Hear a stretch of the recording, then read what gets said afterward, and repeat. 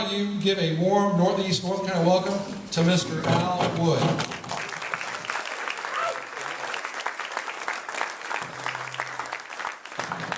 Thank you, guys. It's so good to be here. Such a blessing. It's awesome to be here. Glad to be here, guys. All of the student athletes, all of the parents, all of the coaches. It's just awesome what you're doing. And I think the thing about it is, that's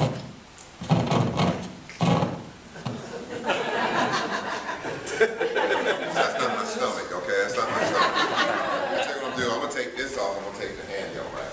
I think that's the universal signal for give him the mic. Let me take it. I just use this one. Okay. But I just want to say, what a blessing. What a tremendous blessing.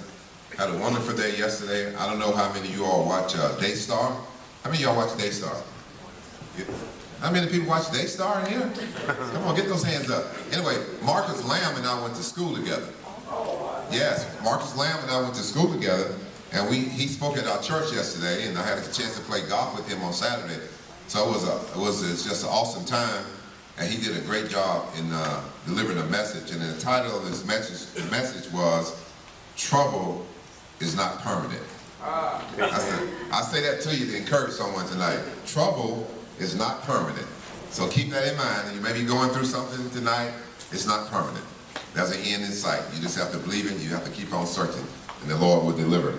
I want to say to the young people, though, it's such a, it's just so great that what you all are doing, because I want you to know something. You have your work cut out for you, though.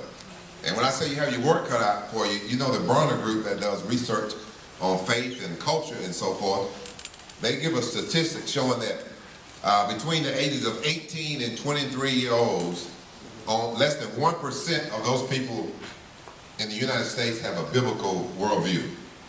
Think about that for a second. But think about this for a second.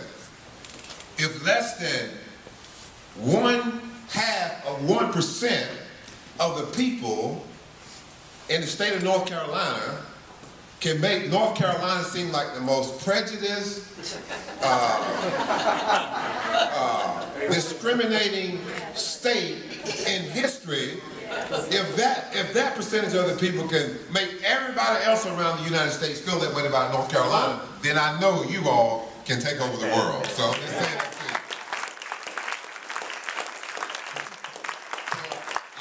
I encourage you guys to keep on doing what you're doing. But I want to recognize one gentleman here. This is amazing that this guy to my right, stand up, Roy. He and I grew up in the same neighborhood and went to high school together. That's right, Roy Murray, right here. We grew up together. He was a manager on our basketball team, and it's been amazing that I get to this town, and we get a chance to see each other. I am just so... I told him everything he knows. But I tell you, it's just such a blessing to get here and get a chance to see him, and his sister and his brother, his mother, and his father, all of them I knew. And literally, we lived probably 800 yards from each other. I mean, it was that close. And I haven't seen Roy maybe twice since we graduated from high school back in 1977. So this is just a blessing for me to get a chance to see him.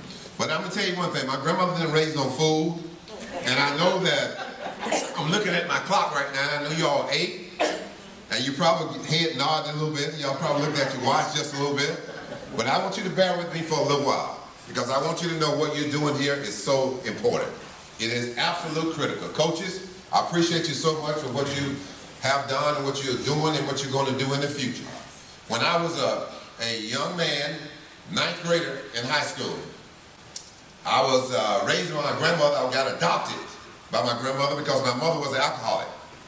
At the time, I didn't know what an alcoholic was, but my mother used to get drunk and do things that when she wasn't drunk, a totally different person.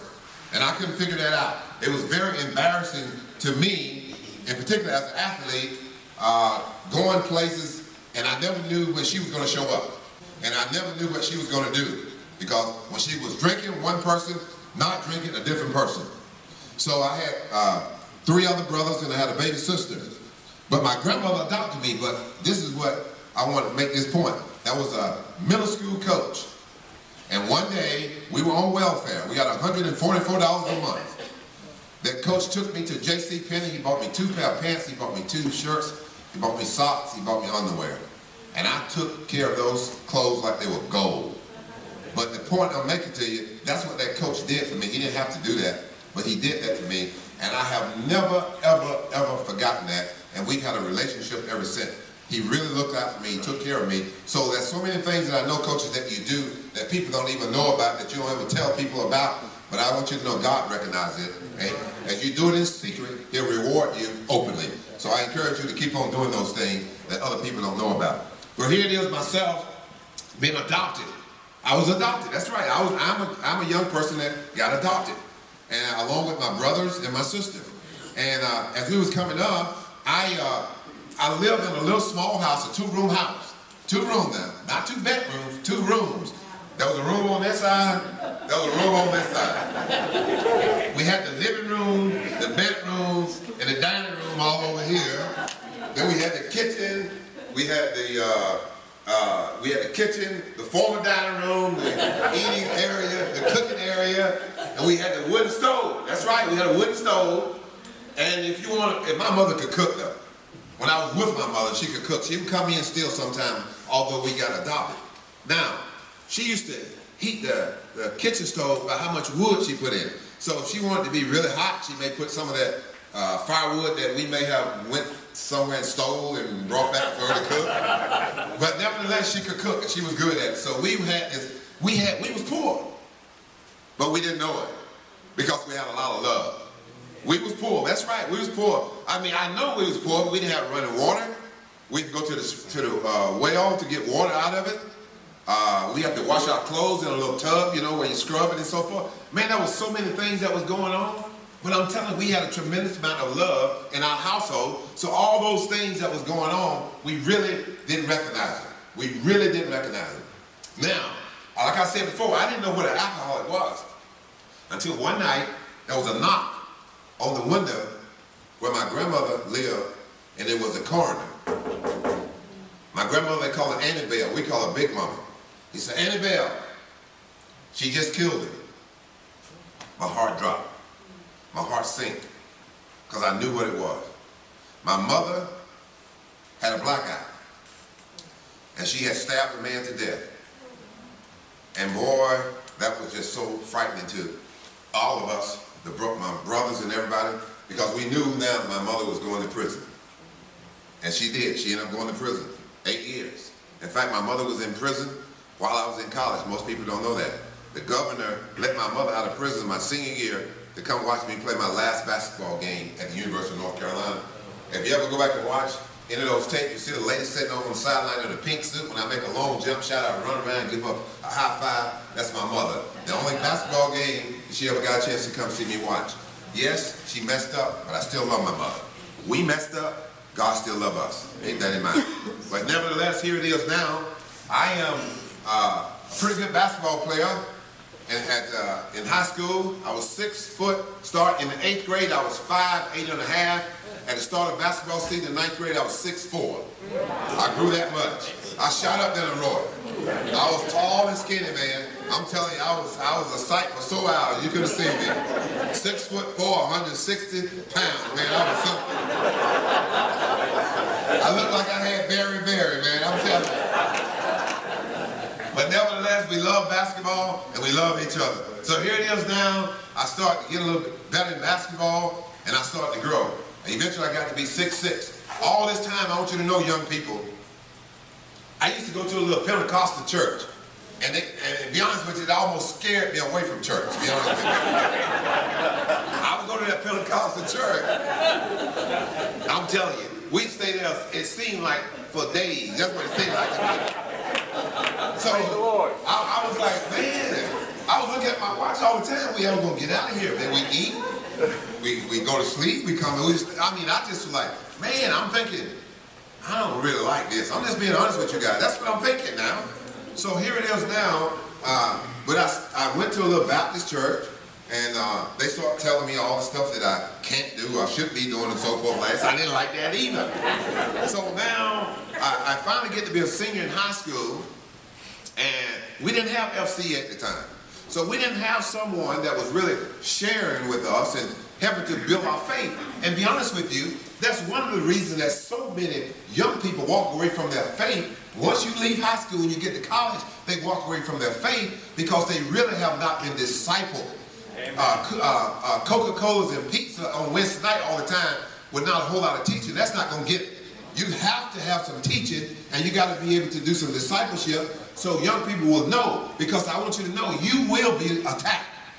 You better have your apologetics down. You better know what you believe and why you believe it, because the enemy is waiting for you when you step out there.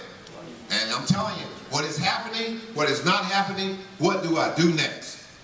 That is it. What is happening, what's not happening, what do I do next? So here it is now. I take myself, I get to be a senior in high school at the university. I'm in Jones County, Great Georgia, where Roy and I are from. I have not taken a drink. Roy can attest it. I didn't drink. I was as straight-laced as you've ever seen. I didn't do anything, young people. My mother was an alcoholic. My dad left when I was 3 years old. I knew that basketball was going to give me some opportunities, and I was so focused. And then I signed a scholarship for the University of North Carolina. I wanted to go play for Dean Smith because I watched him in 1976 coach the U.S. Olympic basketball team, and I didn't know any better. I thought he coached the Olympic team all the time. So I figured if I go to the University of North Carolina, I just might have an opportunity to play on the Olympic team. So true story, I wrote Coach Smith a letter, and I asked him would he come watch me play. I'm sure coaches get that all the time. All the time. Back then, see, we didn't have ESPN and all the magazine and all that stuff. So I decided that I'm gonna write him a letter. I want Dean Smith to come watch me play. You know what? He didn't come. He didn't. He sent his assistant coach named Eddie Fogler. He sent him to watch me play. I'm like, man, what are you doing? I want to play with the Olympic team. So Eddie Fogler came to Great Georgia to watch me play. My senior year in high school, first game. 4 minutes to go in the first quarter. I go up for a jump shot, guy walk up, go underneath me. I turn my ankle so bad, my ankle starts swelling up, and I'm just like crying. It was so bad. They take me to the sideline, they take my ankle up. And you know, a high school game is 32 minutes. At the end of 28 minutes in that game, I had 58 points with no three-point shots. Remember, this Tuesday night, you play what? 2 high school games. You can't play 3, you got to play 2. That was on a Tuesday night. On a Friday night, Dean Smith was in a private plane in Dublin, Georgia. He was on a private plane in Dublin, Georgia to watch me play the next game. And he offered me a scholarship on the spot. And I said, so you all don't realize this. And I said, no, coach, I don't think I want to come to North Carolina now. I think I'm going to play with him a little while now. He didn't come watch me play. So I think I'm just going to have fun with you right now. So I decided to take all my trips and go to all these schools. Alabama, I wanted to meet Val Bryant. UCLA, I wanted to meet John Wooden. So I had an opportunity. I want you all to know, young people, athletics is so great. It can take you to so many different places, and you can have a platform to share the gospel like nobody else through athletics. But you have to remember this. You have to use athletics. Don't let athletics use you. You understand that? You have to use it. So I get to the University of North Carolina, and now, remember I told you I was going to that Pentecostal church, sometimes I go to the Baptist church. Coach Smith had a rule. Scott, you had to go to church the first semester. You probably heard some guys tell you about that. You had to go to church the first semester. If you didn't go to church the first semester at the University of North Carolina, then you could get in real big trouble. The punishment could be just about anything. So now, here I am, a little kid from Great Georgia. The only thing I really know is about Pentecostals or Church of God and a little bit about Baptists. I don't know nothing about Presbyterian. I don't know nothing about Methodists, none of that stuff. So one morning I woke up and I was late. I woke up late. Can you imagine waking up late in Chapel Hill for some reason? And here it is now. I'm looking at my watch, And there's no way, I can't get all the way to Durham to a church in time. And I'm thinking, I don't know which place Coach Smith or Coach Guthridge or one of the assistant coaches, Roy Williams, they gonna be somewhere waiting to see, are we gonna come to church? And then, lo and behold, one of my friends on the hall said, well, why don't you come on, go to church with us? We have church right across the street here. How many of y'all are familiar with Grandma Towers? I mean, some of y'all know Grandma Towers, right? Yes. Little Catholic church right across the street. So I go into the church with these people, and they started like at 11 o'clock. And at 12 o'clock, when everybody stood up, I thought it was intermission. I was like, what are y'all doing? They said, it's over with. I said, what?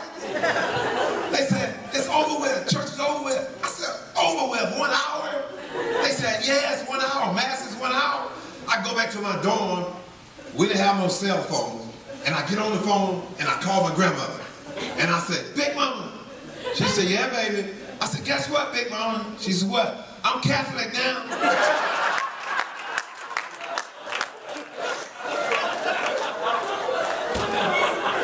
1 hour, are you kidding me? I'll take that. But nevertheless, I get down to North Carolina, my first semester. Young people, this is so true. I had all the intentions of doing the right thing. I was a straight-laced kid. I saw what my mother did. My father left early. I was around bootleggers all the time. You all might not even know what a bootlegger is. It's not the ABC store, that's for sure. And I ask young people this question all the time. I said, and I'm not beating up people who drink. I just don't drink. I can't. I'm a recovered alcoholic. I got 27 years of recovery, by the way.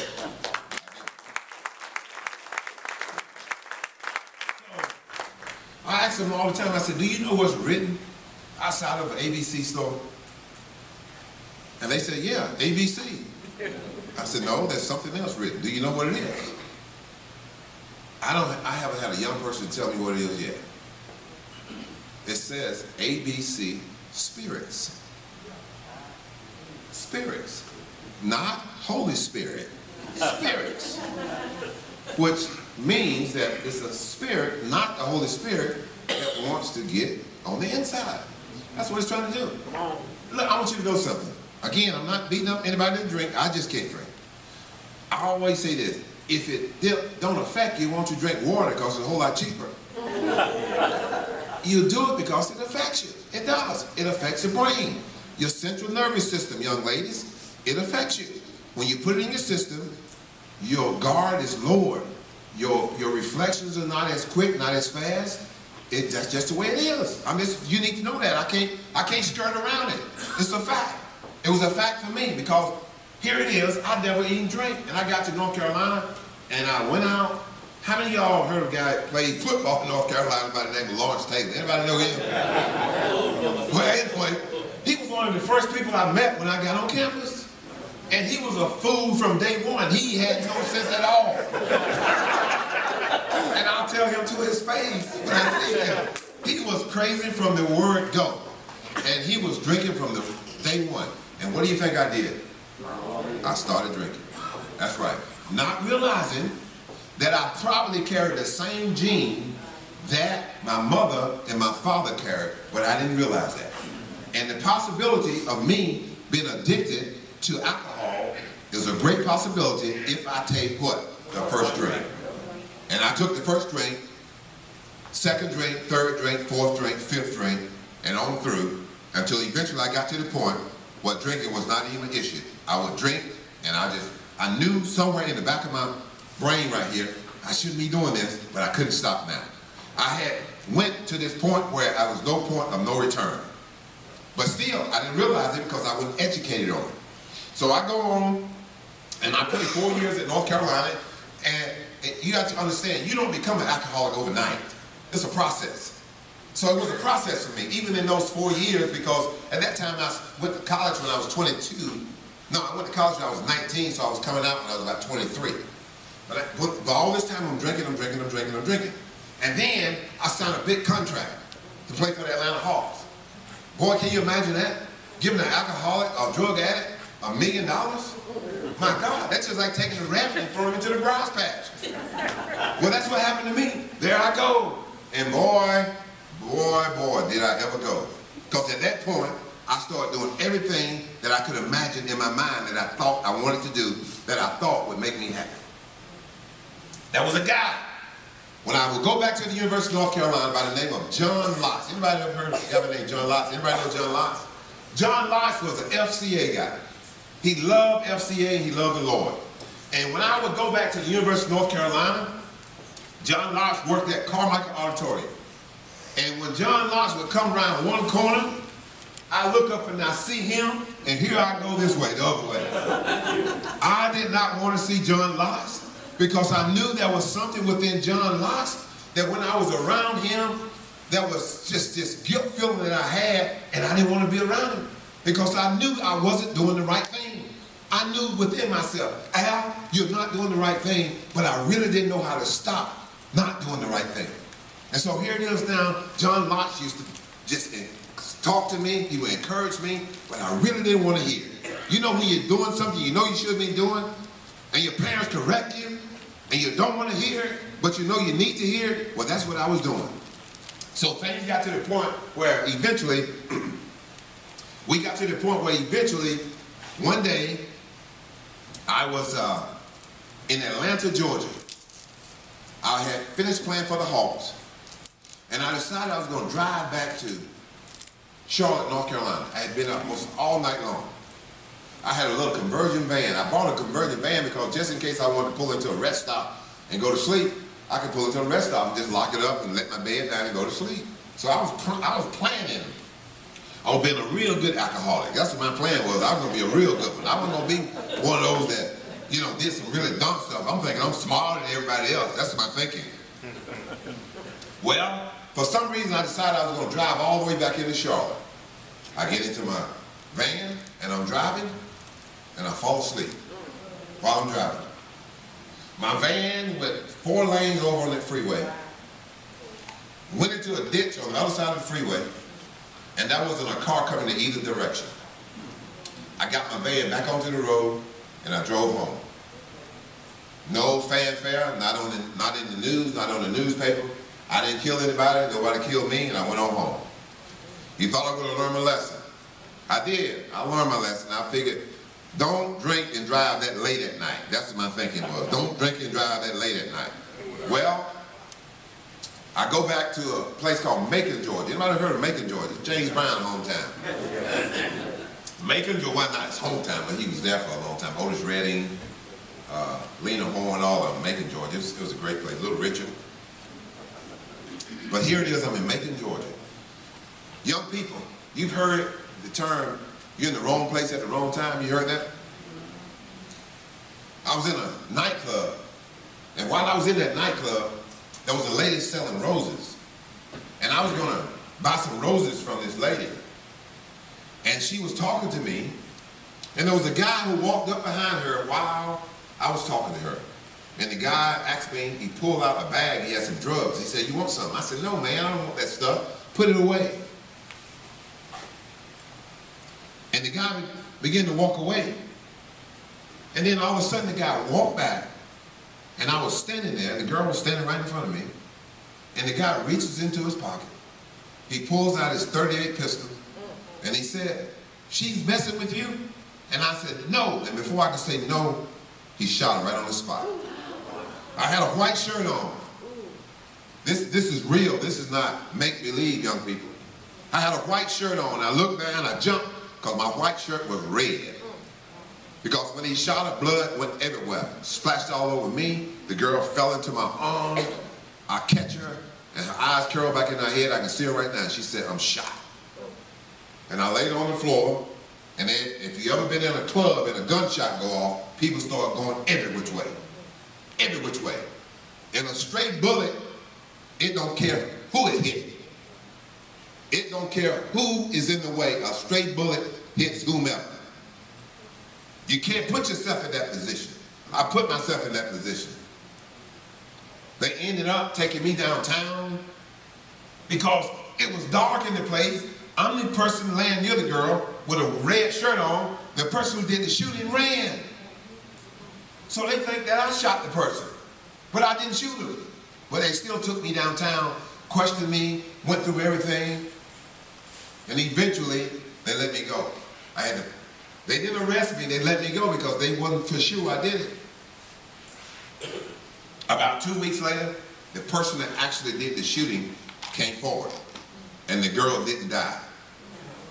Thank God for that, because when she got shot, I wasn't thinking about her. I was thinking about my own life. I was thinking my whole life flashed before me.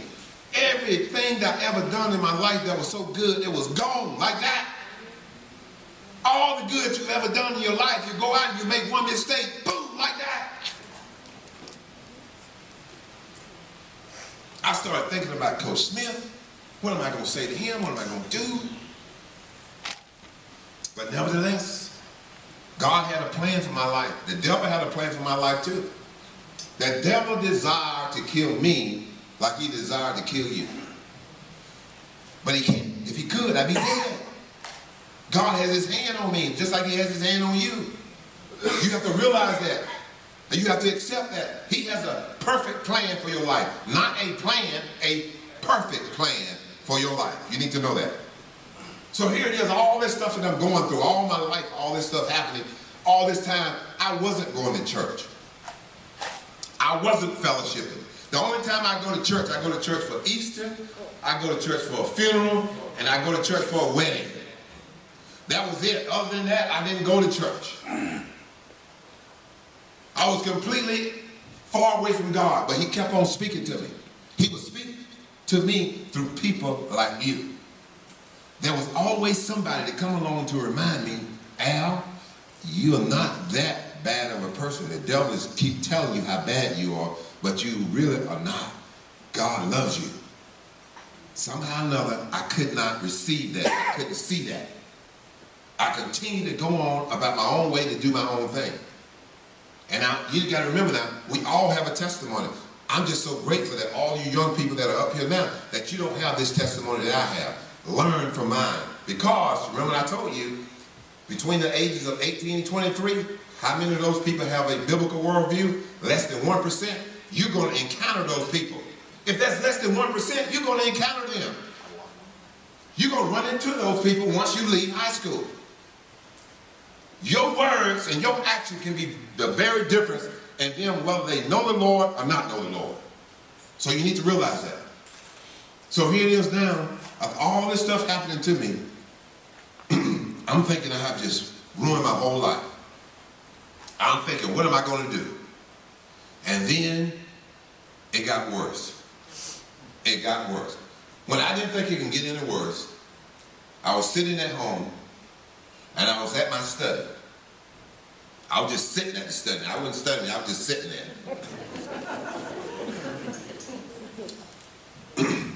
My son walked into the study where I was after he got out of daycare. He was 3 years old, Al Jr. And he walked up to me and he said, "Here, Dad, this you." He gave me a picture on a piece of cardboard. I had number 30, my basketball uniform, going up. Close to that picture, I signed, "Shoot my jump shot." He had cut out Crown Royal liquor bottles, and he had pasted on that whole sheet of paper. And he said, "Here, Dad, that's you."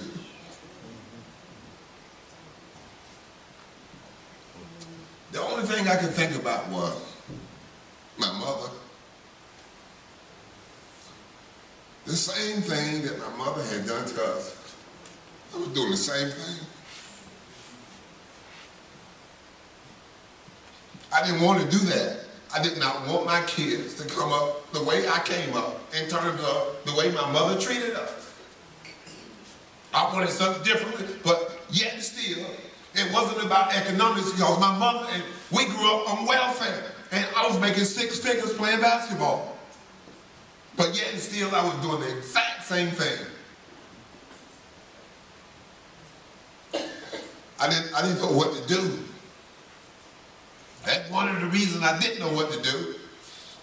Because all the people really that had been a part of my life or I had been around, none of those people ever discipled me. I didn't know there was an Old and a New Testament in the Bible. I used to go to vacation Bible school, the same stories all the time. Samson and Delilah, David and Goliath. Kool-Aid, cookies.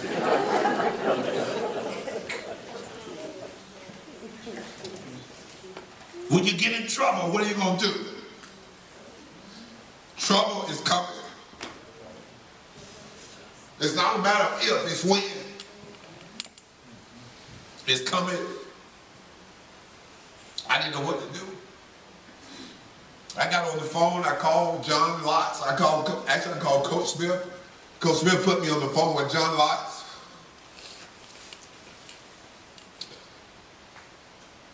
I got into my car and I drove to Atlanta, Georgia, and I checked myself into a rehab.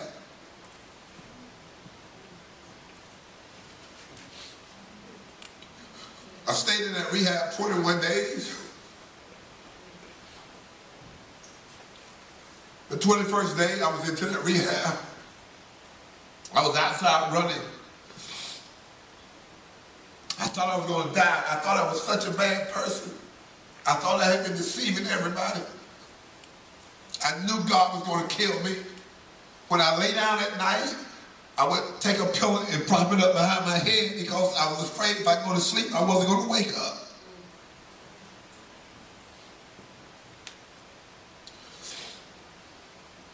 Pistol Pete Maravich had just died. And I was so scared because I thought if Pistol Pete died, then surely I'm next. I was outside trying to run. My weight had got so much, I couldn't hardly breathe. My blood pressure was up. My cholesterol was up. And I could not figure, how did I ever get to this position? Because I was just like you all.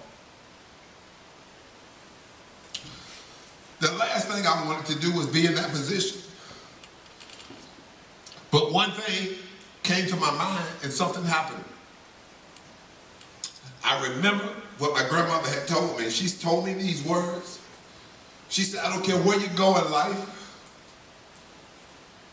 I don't care what happened to you. You must remember this. Jesus loves you. And you can always call on him.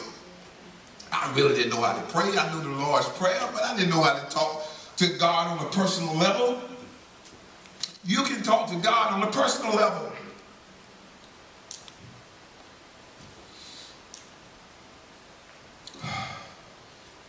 I fell down in the road. This is my prayer. Jesus, help me. I messed up my life. I don't know what to do. I just need you to help me, Lord. I'm sorry. Just help me, Jesus. Help me. I got up. I walked inside. I told the administrator I was going home. I got into my car and I drove back to Charlotte, North Carolina from Atlanta. The first Sunday, the doors to the church opened. I was standing right up here. I gave my life to the Lord. For the first time, I prayed Romans 10, 9, and 10. I confess with my mouth, and I really believe in my heart. I started going to AA meetings. I would go to 3 AA meetings a day because I didn't want to die. I was afraid. I'm going to close with this. I'm not going to do that Pentecostal thing on y'all tonight. I'm going to close with this.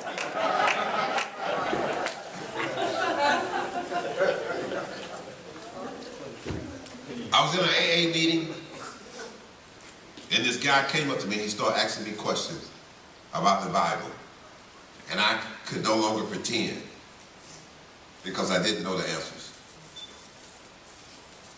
And he said, come on, go with me. And he took me to a Christian bookstore. Think about that, a Christian bookstore. I didn't know there was such a thing as a Christian bookstore. I went into that bookstore and I started looking at all those books. I was blown away by the covers and the titles to all these books. And I picked up the Bible and I started looking at it. And I was so intimidated by the Bible, it looked like such an intimidating book to me. And I spoke out loud these words: how in the world does somebody read all of this? And there was a little old lady in that bookstore.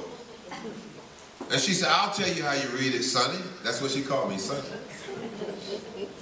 She said, open up in the beginning. I opened it up. She said, what? She asked me, what does it say? I said, Genesis. She said, flip it to the back. What does it say? I said, Revelation. She says, is that how you read it? You start at Genesis and you go to Revelation.